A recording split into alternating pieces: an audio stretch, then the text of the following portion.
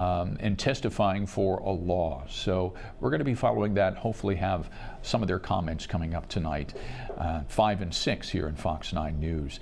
And our Corin Hoggard, of course, he's watching all of this. He's our Capitol correspondent, and we're going to be joining him sometime after the 1 o'clock hour here to talk more about what's going on. And then in downtown St. Paul tonight, we've got a major change here because Lunds & Byerly's is closing tonight. They're going to leave downtown without a grocery store in St. Paul.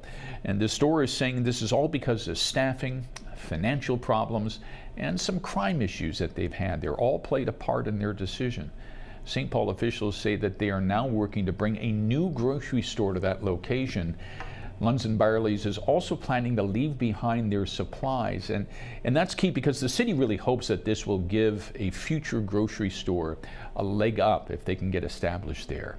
But at this point, there's really no news about another business actually moving into that location.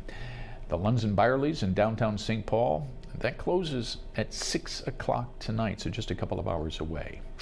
Okay, I want us to head over to Stillwater because we've got a bar there that's called the Lumberjack, and it's really become a pretty big site for axe throwing. But during the afternoons, they're welcoming in a crowd to play table tennis. Our Lauren Andrego is there to show us why. I can't wait to see this. How are you doing, Lauren? Hi, Tim. Good to hear from you. Yes, I'm in Stillwater at the Lumberjack. We're just about a half a block off of Main Street, very close to Valley View Books. It's, gosh, a beautiful day to be in Stillwater. This is a really fun bar. It's closed right now, but we've got axe throwing back here. We've got shuffleboard. We've got foosball. They're all about games. And we've also got ping pong tables. Now, on Mondays and Wednesdays, since February, the owner has been opening up the bar while they're closed. They open at 4 p.m., but they're opening up in the afternoons to people with Parkinson's.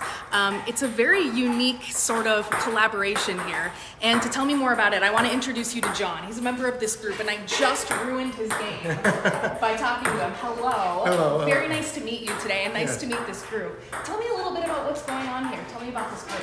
Well, this group is meant to help people with Parkinson's.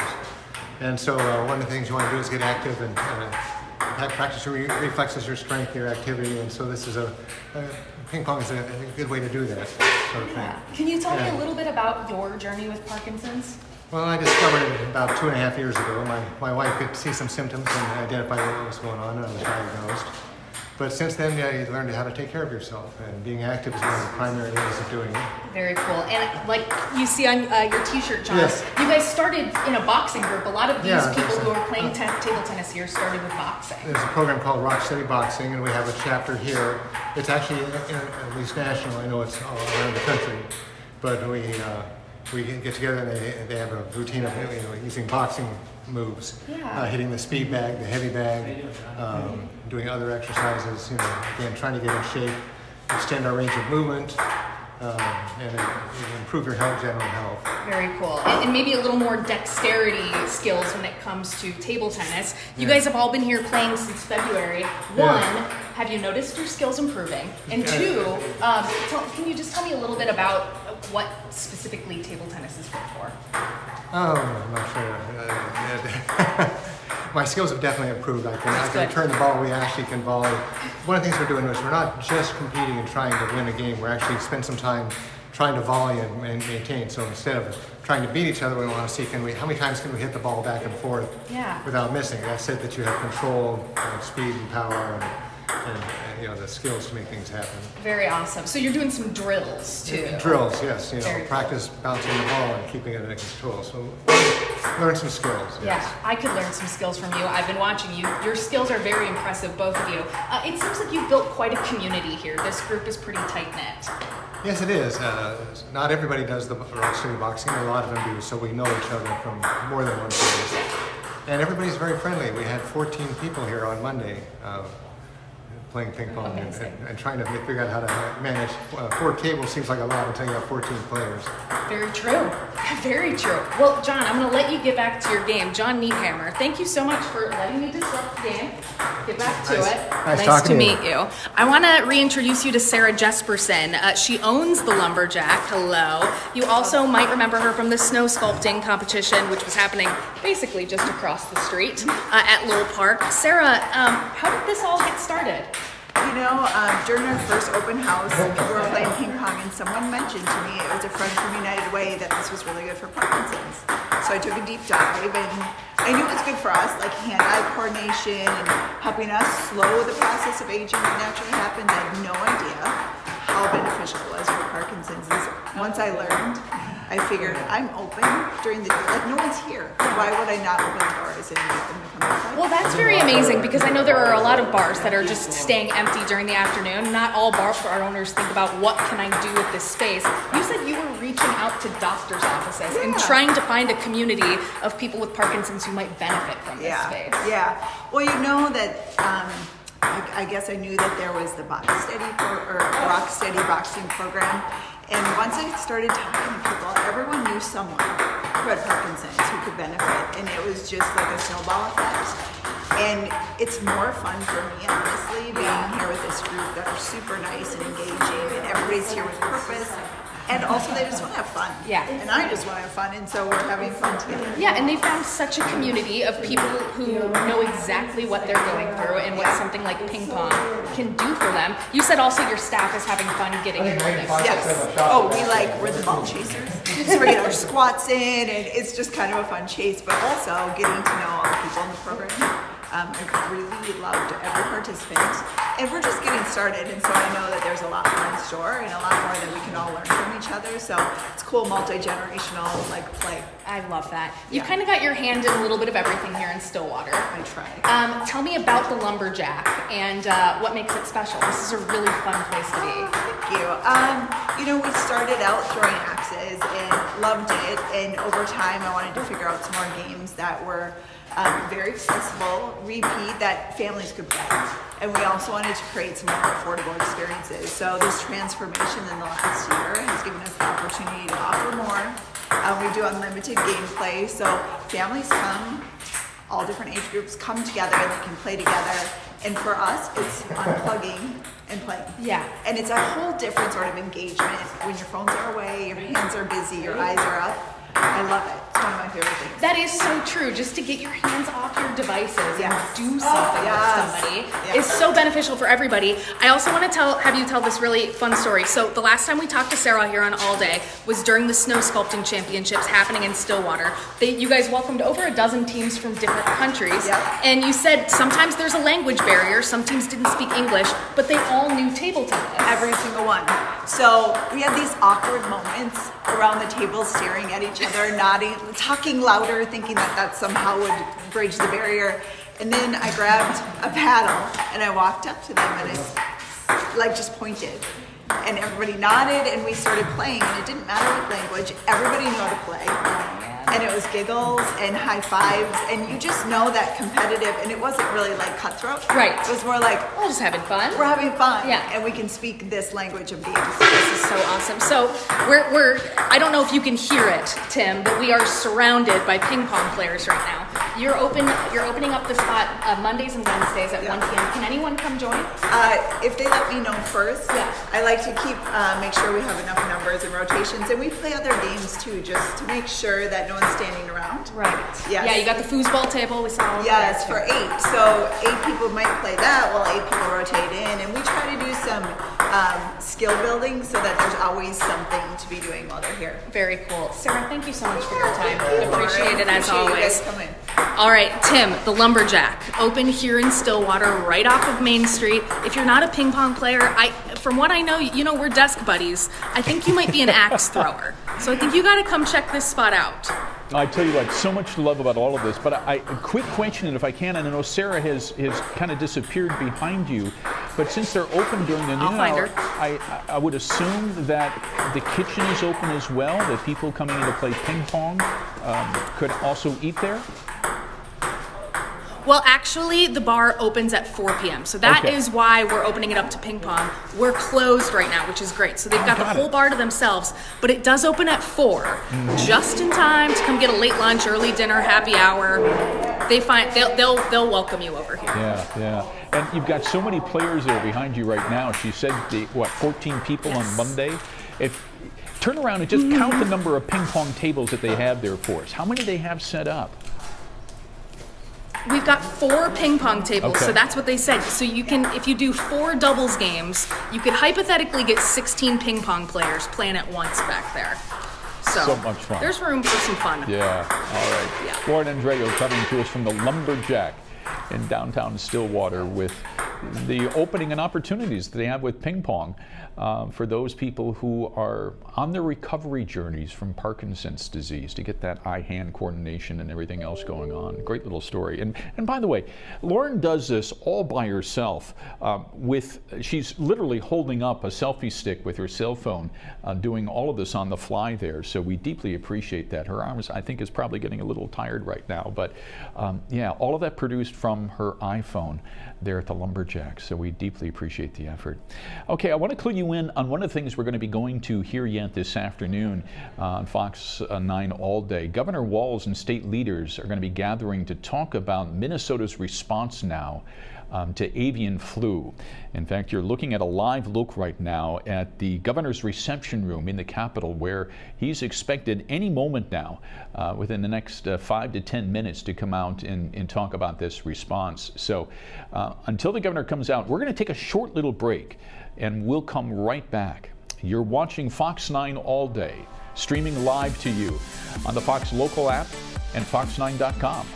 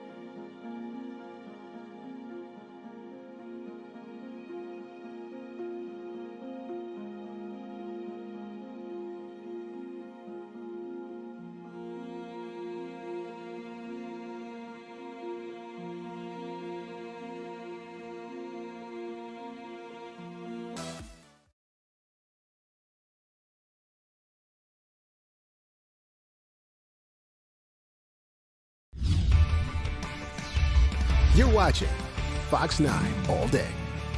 Been watching some of our weather cameras streaming from around the Twin Cities as we were in that brief break. It makes me incredibly jealous because it's a gorgeous day outside. Cody Matt says it's going to get pretty warm and warmer throughout the rest of the week. We're giving you a live look right now. This is the governor's reception room at the state capitol, where we're expecting Governor Walz here within the next couple of moments to come out and talk about the state's response to avian flu. Of course, it was announced just, I believe, yesterday or Monday that we now have a dairy herd in the state of Minnesota that has tested positive for avian flu, the very first of its kind here in the state.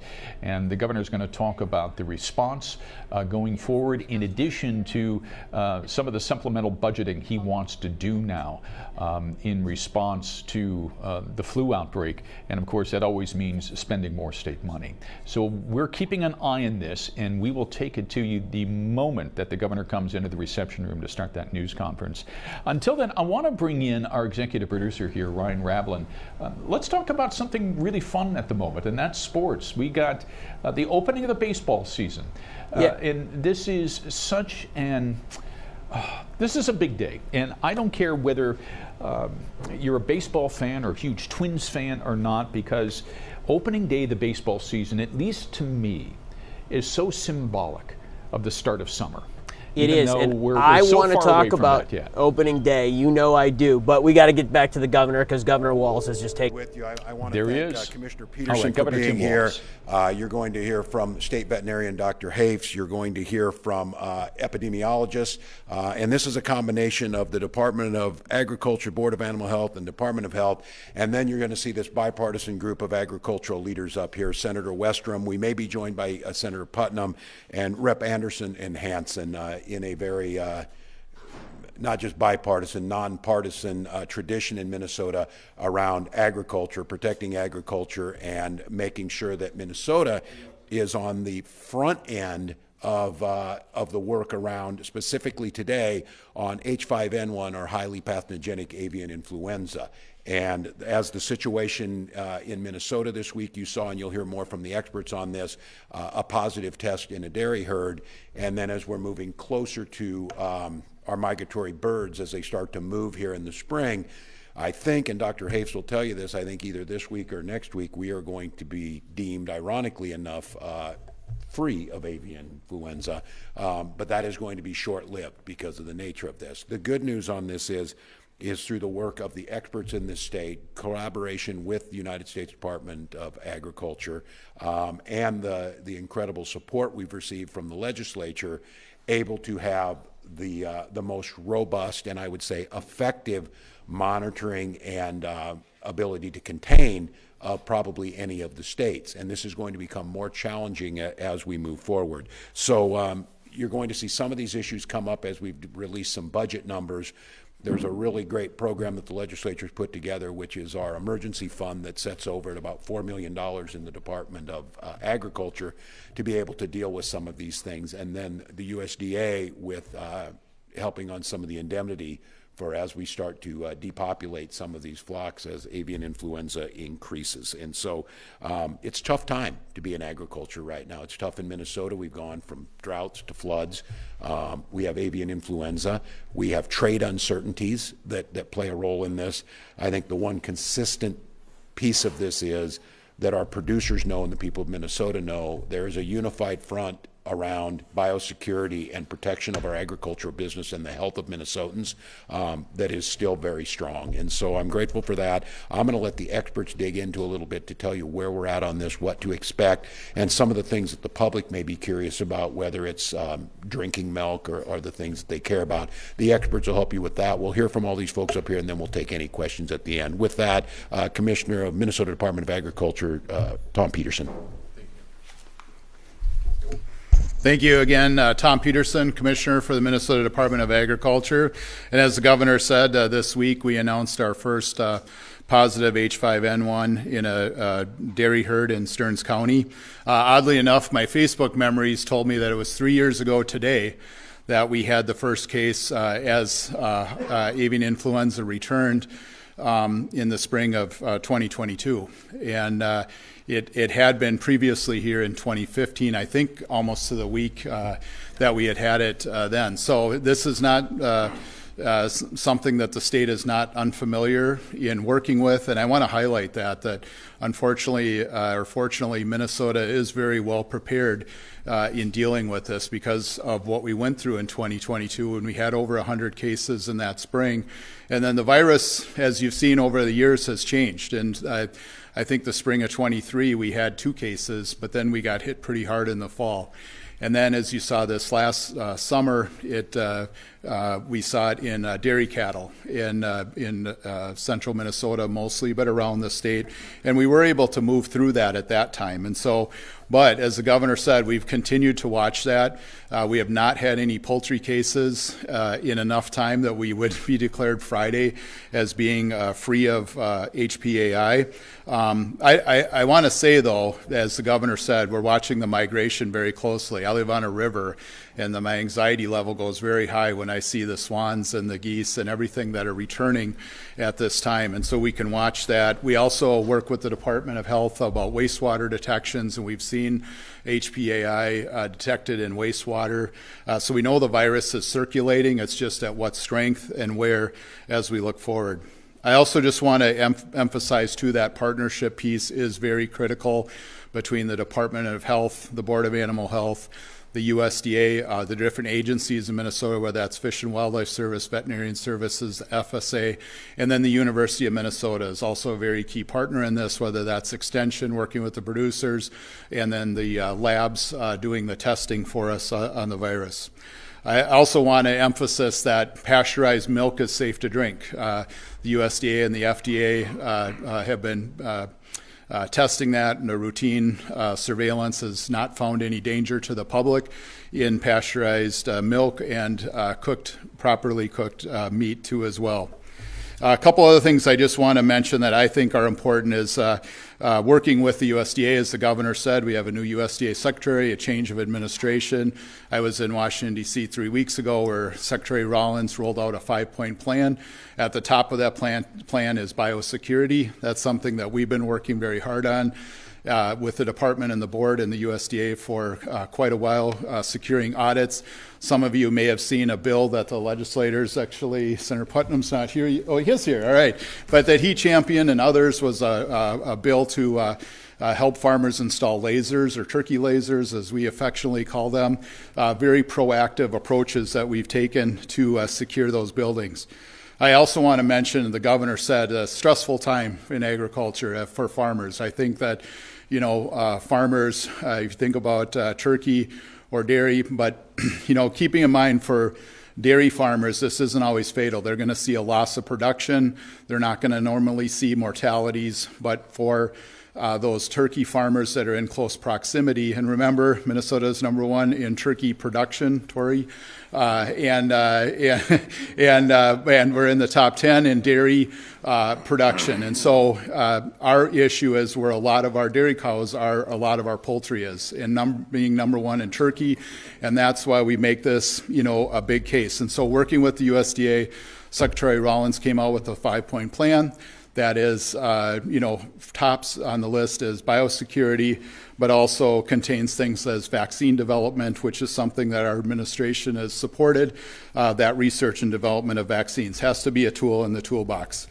One other thing I want to say why, we're on higher alert right now is we've watched what's happened in California, for example, where they've had over 700 of their 900 plus dairy farms have gotten H5N1 in their dairy herds. Minnesota has over 1,600 dairy farms. And so, again, we want to be in that situation where we're being very close and very much on top of this as we look at that. We are currently undergoing, I want to say our process works. So the USDA, working with them, are doing a mandatory testing of all dairies in all states, and the states work on a plan. Our plan of testing all dairy farms every month is what found and identified this virus. So we have tested almost 1,500 dairy farms in the last 3 weeks, and we've had the one positive sample, and we'll continue testing those. I just want to mention real quick in closing 2 things. One is that the governor mentioned the support the legislature has given us and working in having an ag emergency account, which helps us in dealing with all of these farms and different situations that we've had, including being prepared and educating. Those funds in that emergency account had been at $4 million. We're getting down into between $1 million and $2 million, depends on some of those dollars we get reimbursed from the USDA. So I think you'll see legislation. The governor has an increase of $4 million in his budget to help us with surveillance, for salaries for responders, equipment maintenance, and depopulation if needed. And so we greatly appreciate those investments. We've also used what's essentially our bank at the Department of Agriculture, our Rural Finance Authority, to unlock zero interest loans for farmers that may need that. Finally, in closing, I just want to also emphasize the worker component of this, and we'll hear from the Department of Health on that, but that too is very critical. That's not something we've shied away from. Our farmers value their workers, who in most cases may be their family, and so we work very closely with that, and they'll talk more about that. So I'll turn it over now to Dr. Hayes of the Board of Animal Health. Thank you. Commissioner Peterson stole some of my talking points, but I'm going to reiterate them. Just the anniversaries, I think, are intriguing. So 3 years ago to the day that we started this episode of highly pathogenic avian influenza in poultry, it was a year ago yesterday that we saw our first case of H5N1, the virus that causes avian influenza, in dairy cattle in Texas. And it just seems ironic that we're coming up on the end of this week. We would actually be declared high path free in our commercial poultry, just meaning that we haven't had a case since January. As the governor and the commissioner alluded to, those are small victories, and we hold our breath knowing that it's short-lived. The migratory season is upon us. That's when we expect this virus to return, and we are right on the cusp of it. I'm hearing from my colleagues in some of our southern states, central Midwestern states, that are talking about the invasion, I'll call it. So we are bracing ourselves, but we will enjoy a brief period of quiet. Should never say that out loud, because I will have calls when I get back to my desk. Just to talk a little bit about this virus and kind of the peculiarities of it. So avian influenza is an influenza virus. We know what influenza does in people, and there are some similarities in animals, and in particular in poultry. So my point with that is this virus has a habit of changing, getting ahead of us and kind of rerouting when we think we have it figured out. So in previous years, we've been able to rely on the migratory season to allow the virus to migrate along and enjoy some downtime. That has not been the case recently. So in the past year, we've seen this virus kind of hovering around and sticking around. Some of that is due to migratory birds sticking around. We've had some mild winters, and the migration hasn't been as robust in other years. But we also recognize that it is now in some of our residential species, so both domestic and wild bird species. So the cases aren't spiking like they have in previous years, but we're getting kind of a slow murmur of those cases where they're going into our quiet seasons, into the summer and into the winter. Of particular concern is this virus spreading into dairy cattle, and we heard about that, as I said, the first time was a year ago yesterday in a Texas dairy, and that virus flourished in dairy cattle, flourished in mammary tissue specifically, and milk, and was able to really move around the country just with cattle. We had a handful of cases in Minnesota. We were able to quarantine those facilities and get them cleared of the virus and move on. But we're looking at new infections now. So the federal directive to test all dairy cattle came out earlier this year, late last year actually. We started our surveillance in February, decided we wanted to test all dairy farms in Minnesota to determine if the virus was present and to what extent, and from there do our quarantines and due diligence to make sure we're eliminating it again from the environment. The other thing I want to point out about the virus in relation to we know how these things change. The different sequences, or the genomic sequencing, that basically the family tree or fingerprint of this virus changes every year. And it's been very interesting as part of our response, understanding how this fingerprinting works and how we can detect where that virus spread amongst herds and amongst flocks. But we also recognize it also changes what sequence or what virus type is coming through. So I mentioned that because the virus we had last summer is not the virus that we're dealing with now. We have one detection so far. I think that's a great sign. We've gone through nearly 90% of our dairy herds in Minnesota and ended up with one detection. So we're doing some follow-up work to determine if this is an early detection or a late detection. The amount of virus in the sample was actually pretty low. So that tells us we're on one end or the other. More to come on that. But in closing, I just want to reiterate some of what Commissioner Peterson said. Just the collaborative nature of Minnesota has been instrumental in all of our disease responses. So we talk about highly pathogenic avian influenza, but there's a lot of work going behind the scenes to work on other potential disease incursions that we don't have and we don't want to have, but how would we respond?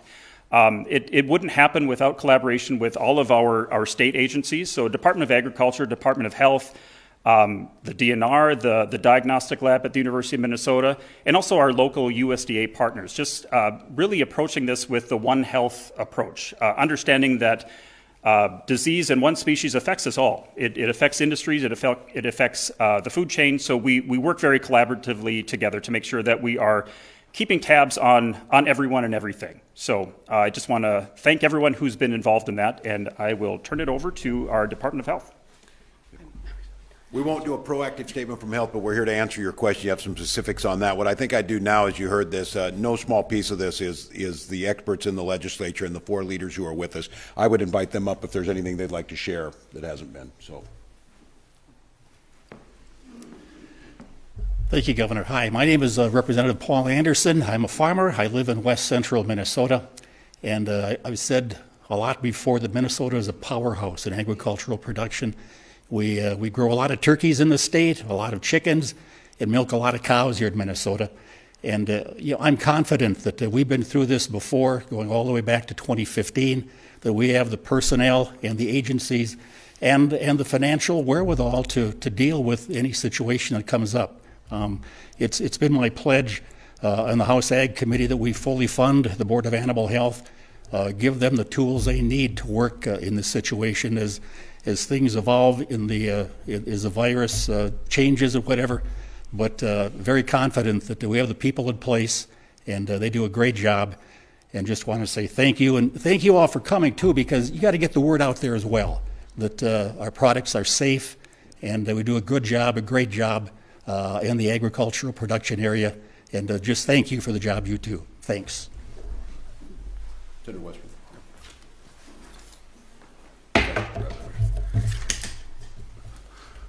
I'm Senator Tory Westrom, also represent Senate District 12, where Representative Anderson is part of, representing Stearns County as part of my Senate district. Lead on the Senate Agriculture Committee. This is something we've been monitoring for a while, but you know, everybody likes to eat, so keeping the food supply safe is pretty important. And that's what you're seeing here. Replenishing the emergency funds, something we're taking serious in the Senate Ag Committee, working with Chair Putnam, and on behalf of our farmers and, of course, the consumers, because it's all part of the food chain. And so we're glad to see the emphasis put on safety and getting ahead of the curve as much as we can, having these response dollars available as we've hear from farmers that go through this trying event if they have the bird flu.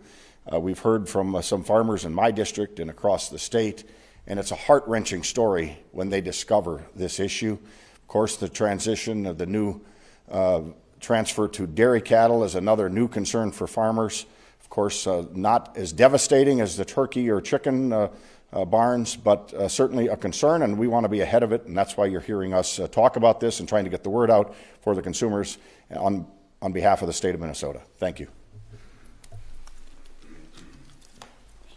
Thank you, Governor. Rick Hansen, State Representative, co-chair of the Ag Committee with Paul, and we will actually leave from here to go down to the Ag Committee to co-chair that committee, and we'll be talking a bit about this. You know, I'm reminded of the old saying from Jurassic Park that nature will find a way. And this virus, we have been fighting since 2015. I remember the response then, where it was more instant and rapid because it hadn't been here. But the virus keeps evolving, and we keep dealing with it. It keeps changing. And so I want to follow up on what Commissioner Peterson had said, that not only farm workers, but the workers in the processing plants who deal with dairy or who deal with poultry, we need to make sure that we're providing an avenue for them for protection. Yesterday in the Environment Committee, I asked the DNR Commissioner about turkey season coming up and hunters who are out, if they find a dead turkey, or people who, I remember last time we had bird feeder questions where people are like, I've got a dead bird by my bird feeder. So I want to reinforce that, you know, it's a collective effort, a bipartisan effort, but also the agencies working together to make this happen. And it's really critical the Department of Health is here, because this potential, why are we so afraid of this? And it's the question of whether it jumps into people. And so when you move into mammals from birds, then that potential of getting into humans is there. So the response we're doing, we want to make sure we can, and I want to thank the governor for putting dollars into the program, and each of these agencies working together to try to make sure we can protect Minnesota, whether that is in agriculture or the workers or people who are watching the birds out of their window. We're all in this together, even though it may not seem like it when we're only focusing on the ag side, but it's something that surveillance, monitoring, and then that scientific response. We have invested a lot in the University of Minnesota. The last time we invested in the veterinary lab, and those investments pay off when there is a crisis or when there is chaos. So we want to make sure we keep doing that and staying up to date. So thank you. My name's Eric. I'm Eric Putnam. I represent the Greater St. Cloud area in the Minnesota Senate. I'm chair of the Committee on Agriculture, Veterans, Broadband, and Rural Development. And I just want to take a moment to acknowledge that it might sound scary, the idea of a disease like this. Might sound frightening to the public, but I hope that you have the faith that you should have in your leadership in the Capitol. One thing that we've talked about a little bit, but I want to be very clear about, is we have been taking measures to respond to the existence of the disease, but we've also been taking proactive measures to make sure that it doesn't spread. And this is not a new thing. Over a year ago, under the leadership of Governor Walz and Commissioner Peterson, we created a program called Turkey Lasers, which is fun to say, and it also does good. And this is a program that stops the spread of the disease before people get it and we have to respond. An ounce of prevention is worth a pound of cure, especially in this circumstance. So I want to assure the people of Minnesota that we are on top of this, and we always have been. And the problem would be much worse had we not been as prudent, as dedicated, and as forward-thinking as we have been for the past year and a half. So we are responding to the crisis that we have, but we are also preparing to make sure that that crisis doesn't get worse and that it can go away. So I think that we're doing some pretty good work, the best that we can, with some great leadership, and I hope that the people of Minnesota can understand and appreciate that. Well, thank you, Senator Putnam. Commissioner just reminded me at the Board of Animal Health, at the Department of Health, at the Department of Agriculture, those websites, there's information out there for the public to be able to get those. And then I'd also like to thank our commodity groups and producer groups, whether they be the turkey producers or groups like Farmers Union and Farm Bureau. A lot of coordination. Minnesota does this well. We wanted to make sure on the front end of this, as the story came out, that you understand what's going on. At this point, we'd be glad to answer any questions. It sounds like most of the news here is pretty good. There's some caution lights, but you're just trying to announce that you're being proactive so it doesn't get worse. Yeah, I think that's right. And I thank all these folks. I think it's to reassure folks, and there's so much information gets out there. We want to make sure it's the most accurate information. As I said, you see this nonpartisan, and quite honestly, there's probably not a state that does it better than this, and it's to stay on the front end. And I do get a little worried this information gets out there and people hear that it's in dairy cattle and they quit buying dairy products. There's no need to do that, and that also has an economic impact we don't want to panic people on. But I think, as Representative Hansen said, we're looking across both the economic and the health side of this, and if you don't get on the front end of these things, we don't want this to be one that's jumping into humans or pets. What we're seeing, some cats be impacted. Yes, I think that's right, Tom. It's just more, but it's also a realization that, as you heard this is very seasonal, and as the migration moves, I think you're going to start to see more of these stories in the paper. Governor Press for the Health Department. I'm looking at the CDC website, which indicated a wastewater signal in Olmsted County. Yeah. I wonder what that means, and if it's in the human population. That's a good question. Thanks for that question. Yeah, we do. We have had 2 detections this spring in wastewater facilities. Both of those were actually followed up by negative tests a few days or a week later. So what we think that those likely indicate is contamination of the wastewater before it gets cleaned and when it's sampled by wild bird migration. So I don't think it's in the human population at this point. Thanks. 5 years to the day of COVID trauma for all of us. You learned a lot, as I did during that time, and the wastewater testing was a big one. Forgive me if this was mentioned. Could someone talk a little bit about transmission of this particular strain of avian flu? What it looks like from potentially, I guess, mammals to birds, mammals to other mammals? What are we concerned about with this particular strain? Yeah, certainly we're watching any and all possibilities. So the jump to dairy cattle was a shock to us last year. It was considered an individual introduction. So what that means is one dairy farm in Texas, one dairy cow somehow contracted the virus, and from there the virus mutated so it could become more infectious to dairy cattle. And that's how it spread amongst dairy cattle. So that's what we're watching. What other mutations could happen, could occur. Rep. Hansen referred to this. We're worried about this on all levels. That doesn't mean the general public is at risk. It means that we are keeping a very close eye on this and making sure that we're doing what we can to eliminate the possibility of this transferring and mutating that much more. So just understanding the virus more, understanding what nuances have caused these changes have been part of our research and how we approach it moving forward. It actually has jumped to humans, though. It just hasn't jumped between humans yet. So can you talk about how concerning it is that each of these mutations happen, and at some point, what's going to happen if we see human-to-human interaction? Probably a Department of Health. Yeah, that's a good question. All right. So, so the thing we would worry about the most in terms of transmission to people is that we would worry about a person being infected with seasonal influenza, so influenza A that is already able to be spread person to person, and that person simultaneously getting infection with H5N1, and then the virus can, in their body, its genes can reassort is the technical term, and so kind of create a new virus that has some of the features of H5N1, but also can be spread person to person.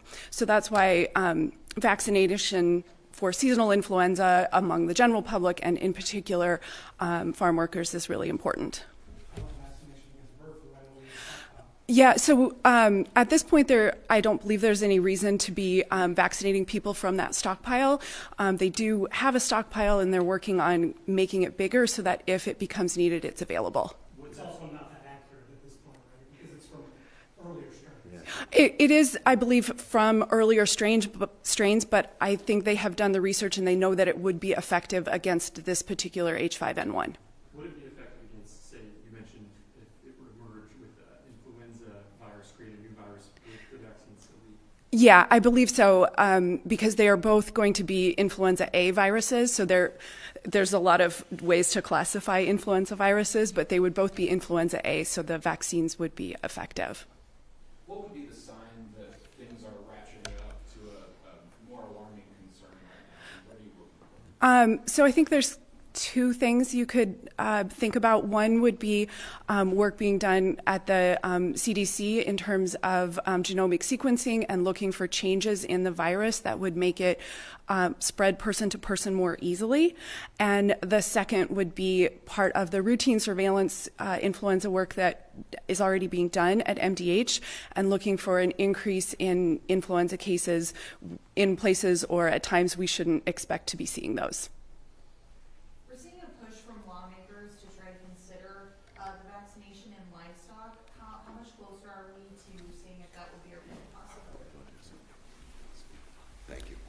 This is a topic that's very much on the table and something we advocate for in Minnesota. We are very much proponents of developing vaccine.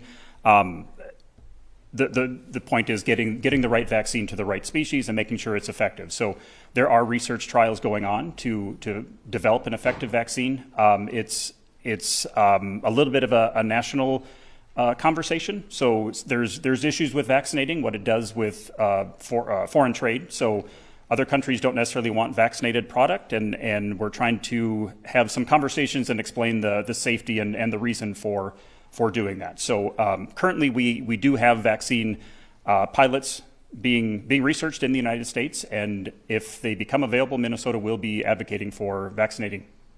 How concerned are you about if there is another spike with the migration this spring, about the impact on prices for everything from turkey to eggs?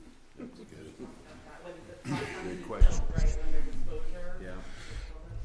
Yeah, and that's a great question. Something we're really concerned about, and I'd back up too to, what I said earlier. When farmers open the barn door in the morning or turn on the camera to check in their barn, and they say, "It's today the day." I have I'm going to see sick birds, and it's a lot of stress. And so I just add that stress component right now. As the last couple of years, we've seen high stress. So we are concerned about farmers just getting out of that poultry business, especially because even though they have indemnity, it's a lot. And so I first look at that as being a concern to the overall industry, is who's going to raise our birds. We have, as I've said, a large turkey. We don't have as big a chicken industry, but we do have a pretty important chicken industry in Minnesota, both broilers and layers. And so we are concerned about it. What really is a concern is what stage of those and who gets it, too. We don't want anybody to get it, but with eggs, for example, it's been, the layers has been what's knocked out the eggs, but then those brooders that are behind it that are raising the chicks and hatching the new ones, it takes a while to rebuild that flock. And so that's the same thing with the turkeys, too, where we have maybe it's the younger flocks that are going to repopulate, or the hens that are going to produce more poultry for those farms. And so we're watching that. Prices have, held up and things, but I worry more about the stress, and our farmers going to stay in it. And, we'll have to see. And that's why I think there's a big emphasis on, that biosecurity. And I do think, as Senator Putnam says, that those are working in a lot of places. But, Minnesota, it's a blessing to be the land of 10,000 lakes, but it's also a place where birds sit. And so that is a concern. Outside of efforts at the state level, what are individual farmers doing to protect their flocks? Yeah, and that's a great question. So we talked about, you hear the neat things like, I would say neat, but, innovative things like putting in lasers, but really securing your barns are important on the bigger side, making sure those access for wild bird interactions, really watching who's coming in and out of your farm every day. I just look at, on an average farm, you may have a veterinarian, a feed truck, all these different things coming out, who's coming in, which way are they coming in, where did they just come from. Those type of things are very important for our smaller producers. And I don't always like the term backyard flocks, because I just say smaller poultry raisers that are raising, maybe 5 to a couple hundred chickens. One of the things that we've seen is, not commingling water, controlling your access to other species for water, but also, watching where those birds are and things like that. So there's a lot of work going on in that. We have, working with the University of Minnesota Extension, we have best management practices that, as the governor said, are on all of our sites that we share with farmers. We work closely with the industry and meet with both the chicken and the egg association, the turkey, the milk producers, to continually go through that. We do webinars, all these type of educational components. Can you guys explain for the general public why it's not a good idea to just let this virus run through the flock, so to speak? Yeah, it's a great question. Yeah, so on paper that sounds good. But this virus is nearly 100% fatal. So it's a very devastating, kind of cruel way to allow animals to die. So the depopulation is twofold. It's a humane response, but it's also to eliminate the pool of virus that's on the landscape. If we allow those flocks to remain, we're allowing that virus to remain, and we're allowing that virus to continue replicating and potentially mutating. So it's essential that we quickly and efficiently remove the virus.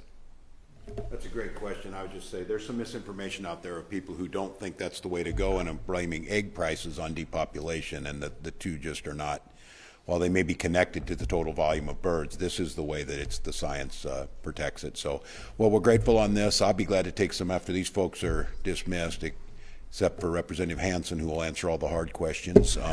If there's no more on topic, I'd take some off topic if these folks are going to go. Governor, could you address the return to work? Yeah, if you guys wanted. Yes. Your reasoning on that, and it's getting some pushback. Yeah, we've over the time period since the pandemic and making some hybrid work options available, especially during the pandemic, we have since that time had over 60% of the workforce has been in office full time since then. And I think in coordination with our public sector partners, whether it be the counties, City of St. Paul, Minneapolis, and others, and private sector, that bringing back that workforce, making sure that this is a talented workforce. I'm proud of them. I want to keep them. I also know there's a lot of energy and ability that we can do when we're in the office a portion of the time. So I think it's the trend that's been out there. The time seems right now where we're at. I think making the case to come back, to get some of that energy while remaining flexible. We understand we've been able to hire some people, say for example in revenue, who reside more than 75 miles away from their workplace. There'll be exceptions in there for them, but I think it's just the right time. We're seeing it across both the private and the public sector. That's where things are headed.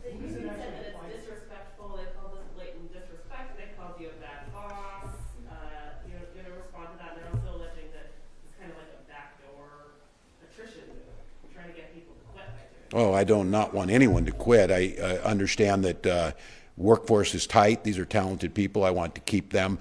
I've simply done everything to make sure, whether it's been historic contracts or making sure we're protecting those workers. So that's not the case. But the fact of the matter is that we've had folks, as I said, over 60% have been back in.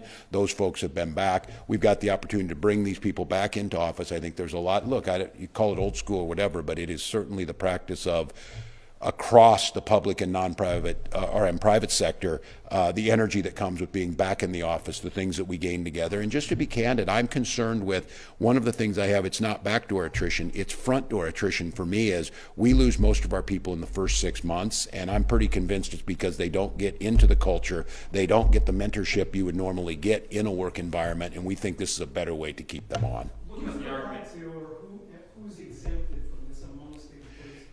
Yeah, those are. I would let our folks over at Labor that are putting this in at MMB. It's a lot of folks where we've always had exemptions where people are able to, whether you have a work at home and health issue. We also have in this one, I believe we put in for the distance of this, if you're more than 75 miles to do it. This is a hybrid model. We're asking 50% of the time. As I said, over 60% have been full-time and another chunk of them have been hybrid. And those will be individually decided on each case because, again, this isn't just blanket coverage for everybody. We take care of our employees, and if there's individual situations come up, we'll work with them.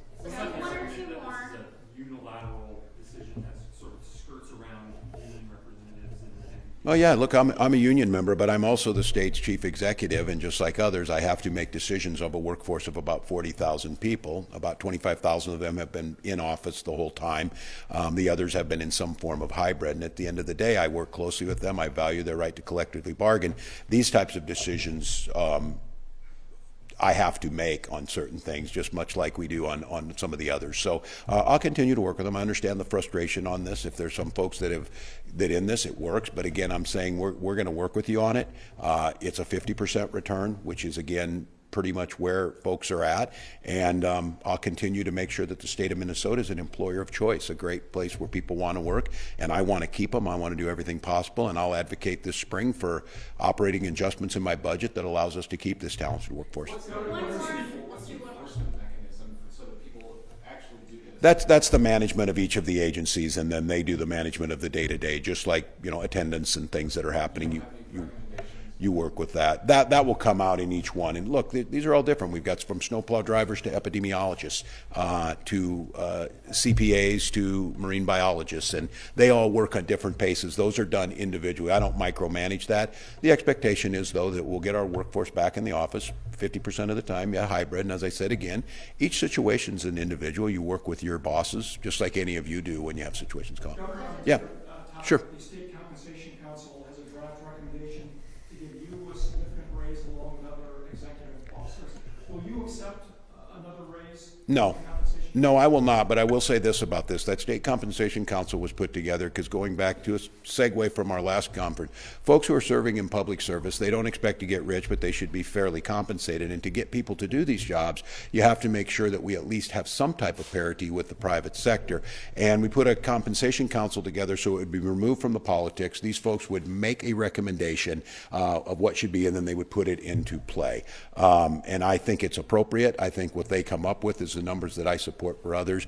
I have simply said, because of being a person who's at the top of that and puts the council together, that I will not accept mine, but I certainly encourage the others to accept what is fair, making sure we get the best quality people into state government. Because you have turned down previous raises that yes. You're still at the same salary since, I think, 18, right? Yes. And yes. Because you just don't think... I just don't want to give the... I think I work hard, but I also don't want to give the impression this is about the state workforce or whatever. I don't want this to be an issue about the governor's trying to pay himself. I think I'm compensated fairly by the state of Minnesota for the work I do at this point, but I think going forward it makes sense to have it be fair. And the state of Minnesota was, I believe, if I'm not mistaken, well below where others were in these similar positions, and that just brings us closer up to parity. Yeah. Yeah. Policy, downtown St. Paul has suffered a lot by not having the state employees here. How much of that economic picture for the capital city? Well, I'm always concerned with all of our cities, and I think this is something that has been mentioned. I think private sector employees, as well as the city of St. Paul, Mayor Carter's talked about this. It's not solely based on that, but that's certainly a benefit of that. And for those who are wondering about this, we've been working on this for quite some time. This move was conveyed to Lunds before they announced their decision, so that was not the sole factor for them to make the decision they made. But you know, it was when I started to hear rumors that was happening, and we have been working on this. It seemed to make sense to me that we should communicate that. But it does matter. I think you'll see more of that energy back downtown. And again, this is it's a hybrid. People will figure this out. Is there space for the workers, though? I know the state is consolidated. Pardon me? Yeah, and that's why we thought about this, and that's why there's the 50% as a part of this. We know that one of the issues is where do people park, where's the workforce. We've shrunk some of our footprint that's there, and this has been thought through by the managers. That's why this takes some time to work through, and we believe this is the right place. There is space for them. They're able to be there. And again, I think you're going to see, and I don't know if this is generational or not, but I think there's a power in teams when they're together. I think there's an opportunity to be in office, and I will stress this again. I was deeply concerned, and one of the things that helped sway my decision was this attrition rate in those first 6 months, because, and I'm convinced part of that was the support network was not there as strongly as it could have been, and we hope this makes a difference. Yeah. Another topic, health department announced today more than $200 million cut in federal grants. Thoughts on that and the impact that could have on that? Oh yeah, and again, these folks are moving. This is good bipartisan, and we're working together. I would be remiss if I didn't say this. We're fighting this fight against a backdrop of the very funds we're using to do some of this stuff is being pulled from us. And I think we saw it, whether it was Ebola and then the Doge folks said, oh, that was a mistake, we put it back in, to the impact we have on things like H5N1. And so we will try and make it work. We're still trying to understand this. I just can't stress enough the lack of management and organization of the chaos that is created of giving the dollars, pulling them back, giving the dollars. Earlier this morning, I was over at the VA with folks at the VA hospital, one of the nation's 4 polytrauma centers, talking about the 83,000 in cuts and the number of people who received a letter and said they're gone. I talked to the average Minnesotan, and they may think government should be more streamlined, but they think there should be a cohesive reasoning for why these things are done, and it's these types of moves right at a time when we're seeing influenza, we're seeing a measles outbreak, we're seeing a pulling down of some of these resources. So yes, I'm concerned about it. We saw last week, and this is the one that boggles my mind, we had the money that USDA gave to purchase local food, to create local networks for food production that went into our schools and local food banks, for that to be pulled back. And the mixed message we're getting from Health and Human Services that we need to eat less dyes, less processed food, more natural foods, and we need to buy American. That very program did all those things, and it was cut. And that's where we're trying to grapple with. how do we make sense, and how do we make a good faith effort to not just say we oppose everything you're doing, but tell us how that move or this move on this health dollars that you don't know where they were going is going to help us prevent what we're afraid of. Commissioner Peterson and I were talking about this. If this goes, we learned a lot since 2015. That's why we're in a lot better space on this. 2015 was, $1.5 billion of economic impact and a traumatic impact across farm country when this thing was not, we didn't know what to do. We hadn't had an experience. We now have that experience, but will we have the tools to fight it? So I'm grateful you covered this. We'll give you more update on it. And so, yep. It was just as we were hearing it and saying that we were in the process of working through this, and I just wanted to know from them, and talking to the mayor of St. Paul, is how much does that impact your decision? Would this matter? And there were multiple decisions when they made that. I just wanted to make sure that if they were saying, well, the downtown area doesn't have as many people, that would seem like information they should know as we're working on it. So thank you all.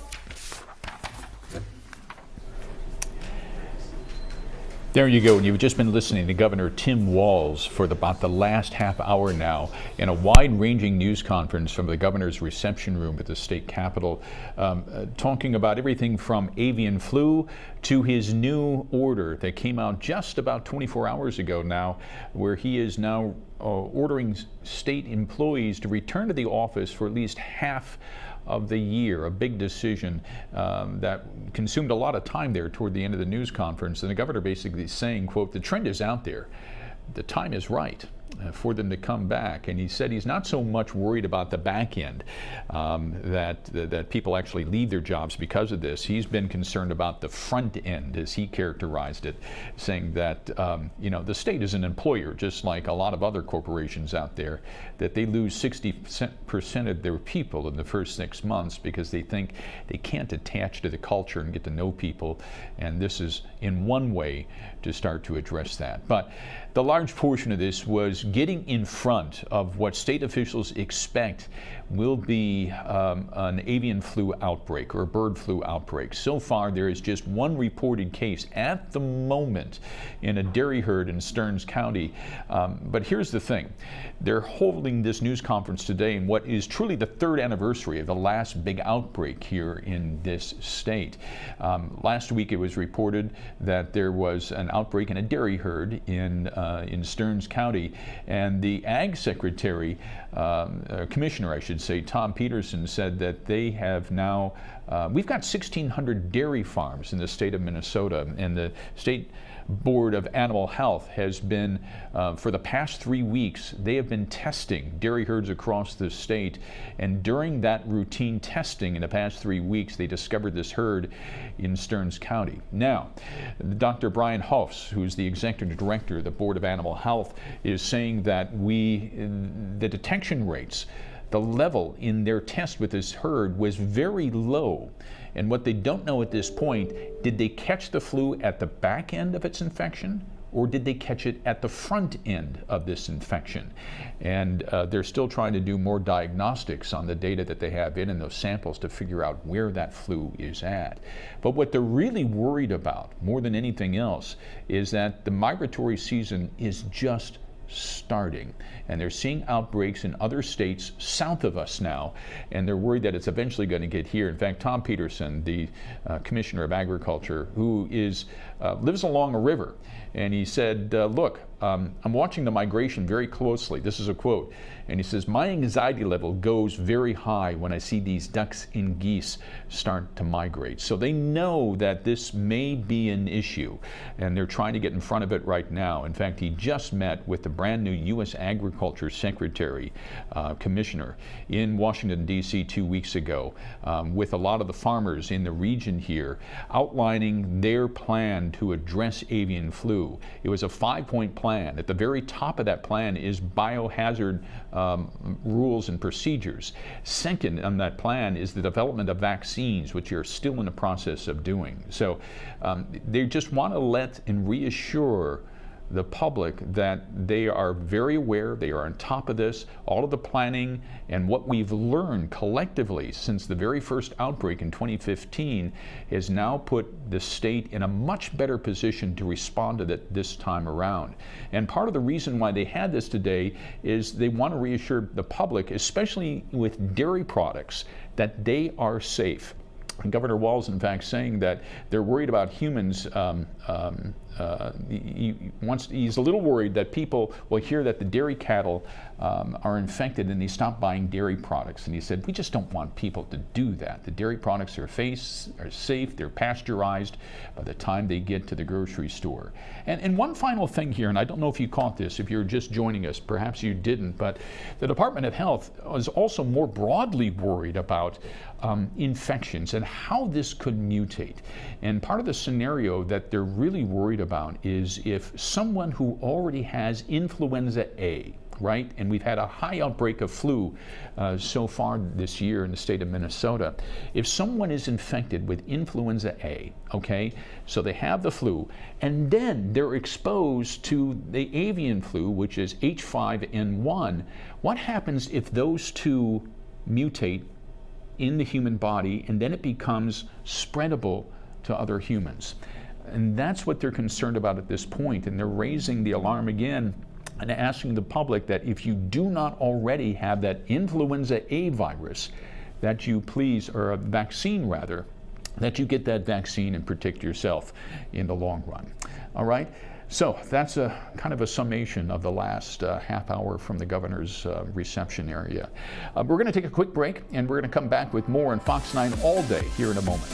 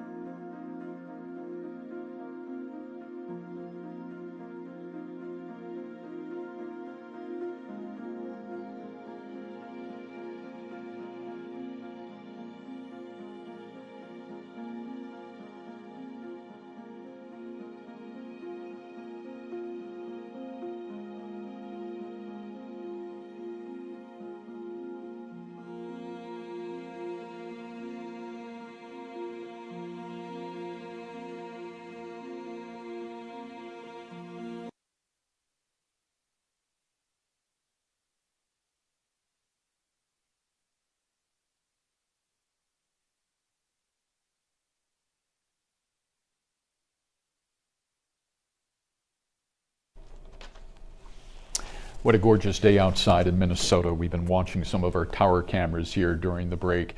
We hope you get a chance at some point today to get outside and enjoy this. Look, we're 39 minutes after the hour right now, and I want to get us caught up on just a couple of headlines that are happening here. And one of the biggest is we now have our first measles case of the year. The State Department of Health has not released any information really beyond that at this point. But we've learned that the person apparently flew to Washington, D.C. from Minnesota. Now, D.C. health officials are saying that They were notified that a person with a confirmed case of measles visited 2 Amtrak train stations and an urgent care clinic, all during the course of 3 days. Now, we know that so far this year, measles has been very rare. In fact, this is our first reported case so far this season, although the state did see really a spike last year, you recall, when we had 70 reported cases at the time. Now, we know that this virus is highly contagious, and anyone not vaccinated is really at risk of becoming infected. That's why they're really pleading with people, especially parents of young children who do not have those immunizations up to speed now, to please go and see your doctor and get immunized against this. All right, and then we have the entire Signal chat debate that's going on out in Washington, D.C. This is the one showing Defense Secretary Pete Hegseth's attack plans in Yemen. The entire transcripts now have just been released by The Atlantic magazine here within the past couple of hours. That magazine's editor-in-chief was included in that chat during the attack on the Yemen sites. And in that group chat, Secretary Hegseth posted several details about the impending strike, using military language to describe everything from the strike window, what weapons would be used, and the aircraft that would be used in that strike. The White House has said that no classified information was actually posted to the Signal chat group, but Signal, and I'll be honest, I really didn't know what this app was until Monday afternoon when all of this was broke. The Signal app is available to the public. It's a secure, encrypted way of communication, but it can be hacked, and it's not approved for classified information, at least from the federal government. All right, I want to bring in our Ryan Rablin here now to talk about some of the other things going on here today. One of them is opening day in St. Louis tomorrow, right?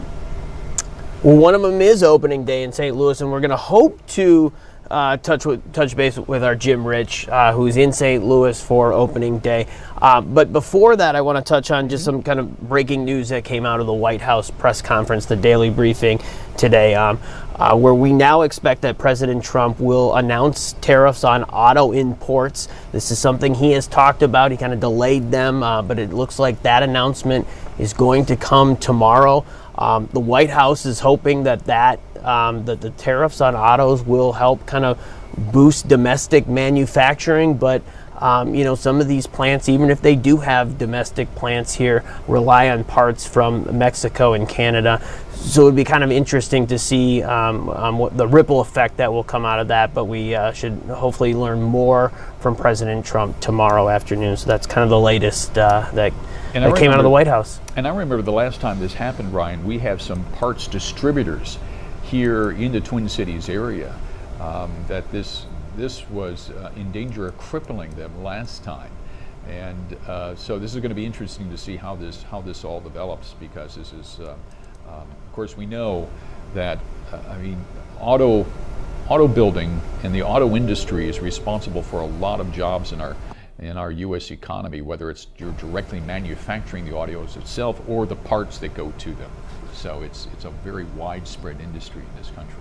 Yep, markets also kind of responding right now. General Mills stock down a little bit. I'm looking at the Dow right now as a whole, down 162 today. Unclear how much of an impact that has on what we heard from the White House today, but that is where we stand as of right now. Mm-hmm. All right. What else do we got going on? Well, right now, Jennifer McDermott is standing by. Let's get a check not only on our weather here, but Tim, as you mentioned, opening day down in St. Louis tomorrow for the Twins. Mm-hmm. So Jennifer will have an update on here. Let's bring her in here. Yeah, we are tracking the potential for some showers across the Midwest, and that does include us, and that does include St. Louis. So we are going to be looking into that. Here were the morning lows today: 27 for Hutchinson, 22 in Duluth, 27 in Red Wing, 28 for a morning low in Morris. But by this afternoon so far, reaching temperatures into the 50s. Our average high is 46. So, hey, I'll take it. This is a win. 52 for Princeton, 53 in Rochester, 51 so far in Hutchinson, even up towards the north, the 40s, 46 for International Falls. Tonight, dipping to a low of 39. However, not making it to freezing, at least here in the metro. We will be staying cloudy and tranquil, but we do have the chance for a few isolated raindrops. And then by tomorrow afternoon, a little warmer than today. However, we will have a little more sunshine than today. Today we had plenty of sun to kick off the day, but throughout our afternoon so far, we have seen those clouds begin to increase across the state. 60 for the daytime high on your Thursday. Live look outside, and yeah, you can see a little bit of that cloud cover. 53 is our current temperature. Dew point of 29 degrees, so it's fairly dry out there. And winds from our northwest at about 12 miles an hour, so not too bad. Here's a look at our storm vision right now. Notice the cloud cover has been increasing throughout the entire day, and a little bit of rain showers trying to find their way in between areas of the Minnesota River Valley and locations near 94. However, our atmosphere is incredibly dry. This is very similar to what we had yesterday, where some of us had a few light raindrops, but most of us stayed dry. Our atmosphere at the surface is very dry, so any rain that is falling, most of it is more than likely evaporating before it reaches the ground. However, we can't rule out a stray shower or two for this afternoon, this evening, and into the overnight. Here's our next weather maker. You see this spiral off the coast of the west coast, off the Pacific Northwest portion of the lower 48. You can see the counterclockwise rotation within it. This area of low pressure is going to be our next one that will be impacting us as we move forward into the next few days, and even so impacting our friends in Washington as well as Oregon with the chance of severe weather today. That's not too common. That does not happen all that often. But this will be joining us just in time for the weekend, unfortunately, bringing us our next chance of rain and snow. Yes, I said the S word. Here are the temperatures right now. 52 in Hastings, 52 in Buffalo, 50 in St. Cloud right now. This afternoon in Lakeville at 54, 52 in North Branch. So most of us in the low 50s as of 1:47 p.m. on your Wednesday afternoon.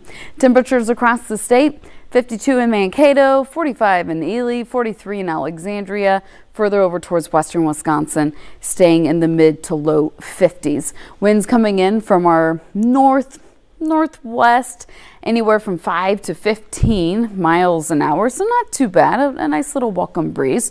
But here's a look at our futurecast as we advance further into this evening. Notice a couple of rain showers here and there. Really not going to amount to much. We may pick up a few hundredths of an inch of rain, but again, most of us stay dry. Now, by tomorrow afternoon, we will have plenty of sunshine, and then by Friday, I'm getting ahead of myself. By Friday, the cloud cover increases, and so does our next chance for precipitation. Friday also looks very interesting in terms of our temperature gradient. On Friday afternoon, a warm front will be moving in from the south, and it's going to expose some of us to humidity and warm temperatures. Look at Mankato forecasting a temperature of 83 degrees by Friday afternoon. Here in the Twin Cities, 68. And then up towards Hibbing, 28 degrees. So a very tight temperature gradient across the state. Areas to the south of the warm front, that's where we'll have the 80s and the 70s. But here in the metro, we are just right on that teeter-totter of, okay, are we going to be on the warm side or are we going to be on the cold side? Areas to the north of 94 on the cold side. So Tim, right now, we will continue to see that warm up as we head towards Friday, but just snow over the weekend, Saturday and Sunday.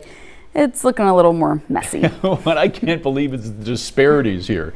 You've got Mankato hitting 83 later in the week, and look at Falls. Oh my goodness, well below freezing. Crazy, yeah. 60-degree difference almost. Right, that's going to be fun. Wow. All right, Jennifer, thanks.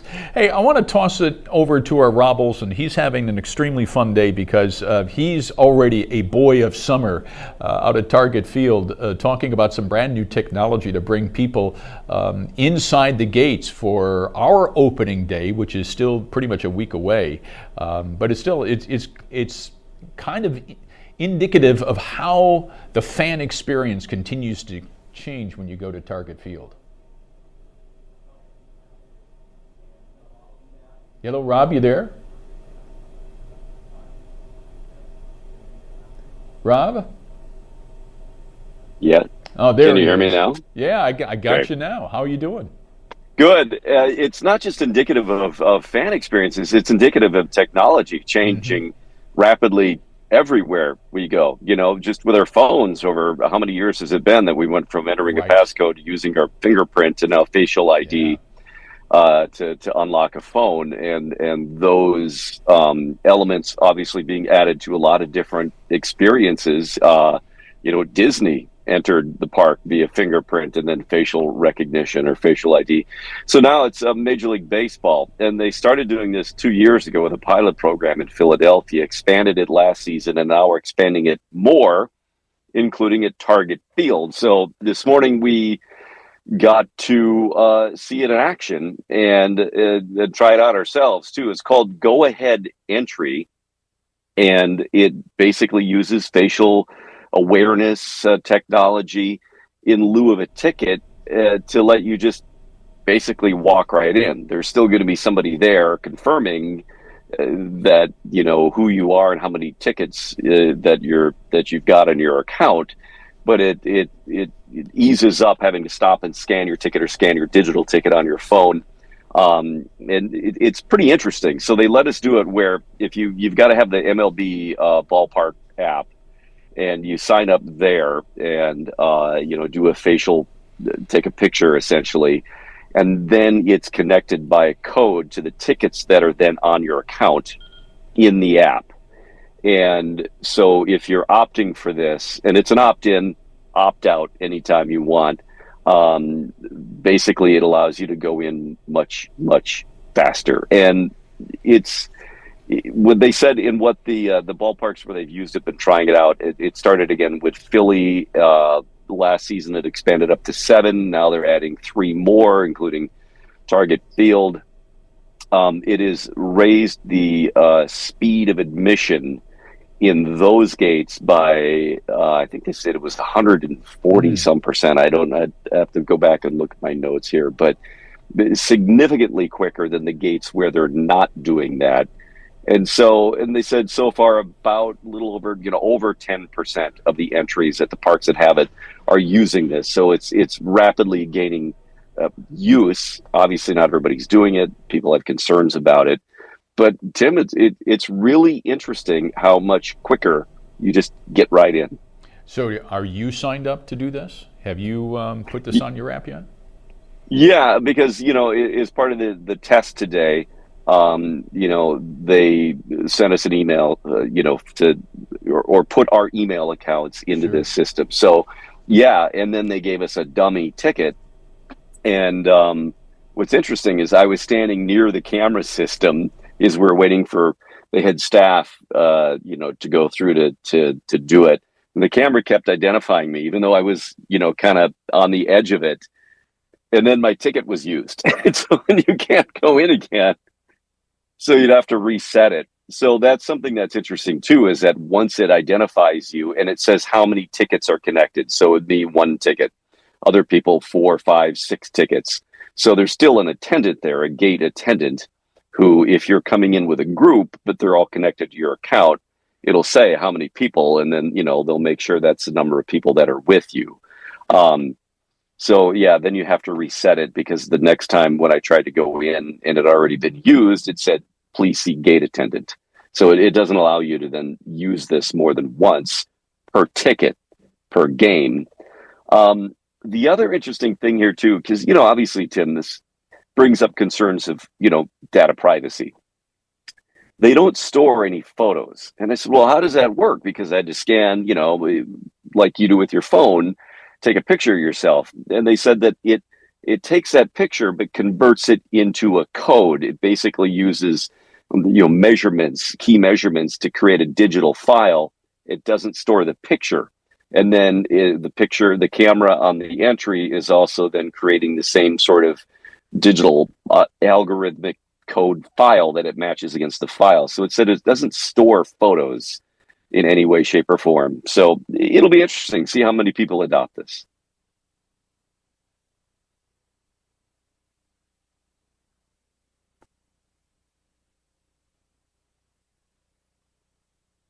Tim, I can't hear you if you're speaking to me.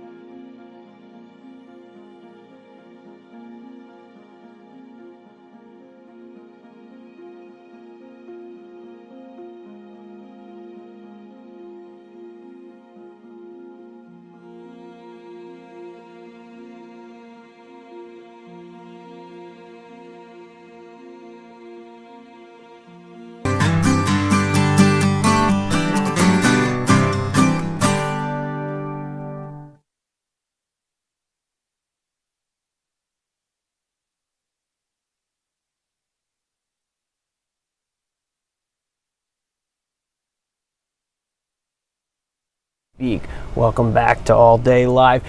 Tim Blotz had some audio issues. It's what happens when we're on for the show for 2 hours straight.